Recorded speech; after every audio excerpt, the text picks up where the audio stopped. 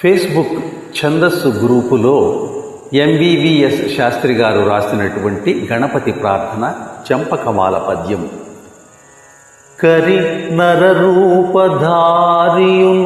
కార్యములన్నిటి కాచువాడు తానిరతము ఆది పూజుడును నెమ్మిని కొల్చిన విద్యలిచ్చు ఆసురముని వందనీయుడు సుశోభిత పండిత సార్వభౌముడు వరముల గుప్పు గౌరీసుతు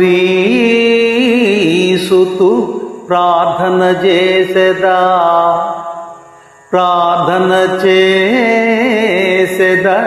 విఘ్ననాశును. ఆ